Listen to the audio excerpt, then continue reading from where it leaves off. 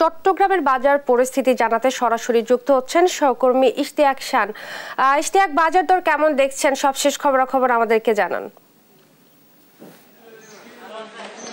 ধন্যবাদ। আসলে চট্টগ্রামের বাজারগুলোতে আসলে যে সবজির যে মূল্য সেটি অনেকটা আসলে স্থিতিশীল আছে, অর্থাৎ যে হাতের নাগালে আছে বলা চলে, এবং সবজির যে মূল্য সেটি অনেকটা নিম্নমুখী।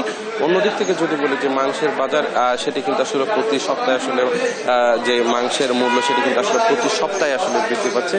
সেই ক্ষেত্রে কিন্তু গতকাল 125 টাকা 225 টাকায় বিক্রি হওয়া যে ব্রয়লার মুরগি ছিল তা কিন্তু আজকে বাজারে আসলে প্রতি কেজি বিক্রি হচ্ছে 240 টাকা, এবং যে ব্রয়লার মুরগির যে মূল্য সেটি কিন্তু আসলে চট্টগ্রামের বেশ কয়েকটি বাজার ভেদে কিন্তু আসলে মূল্যের তারতম্য রয়েছে, অর্থাৎ বিভিন্ন বাজারে কিন্তু এটা 225 টাকা থেকে নিয়ে 240 টাকা পর্যন্ত আসলে প্রতি কেজিতে ব্রয়লার বিক্রি হচ্ছে।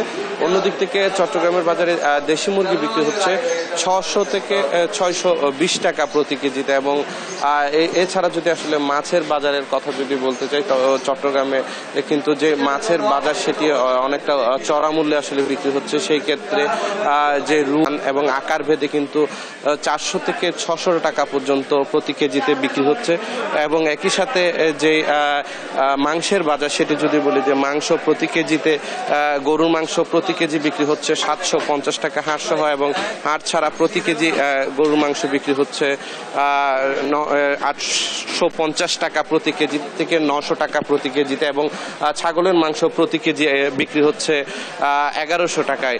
অর্থাৎ যে মাংসের বাজার সেটি কিন্তু অনেকটাই চড়া। এই ক্ষেত্রে আসলে চট্টগ্রামের যে ক্রেতারা রয়েছেন তারা যেটি বলছেন যে মাংসের যে মূল্য সেটি অনেকটা অনিয়ন্ত্রিত, অর্থাৎ ঈদের ঠিক আগেই কিন্তু আসলে মাংসের বাজার অস্থির হয়ে উঠেছে, এবং এই ক্ষেত্রে যে ক্রেতারা রয়েছেন তারা আসলে যেটি বলছেন যে এই ক্ষেত্রে ভোক্তা সংরক্ষণ অধিকার অধিদপ্তরের যে অভিযান সেটিকে আসলে জোরদারের কথা বলছেন। অন্যদিক থেকে জেলা প্রশাসনের পক্ষ থেকেও কিন্তু বেশ কয়েকটি বাজারে আসলে অভিযান পরিচালনা করা হয়েছে।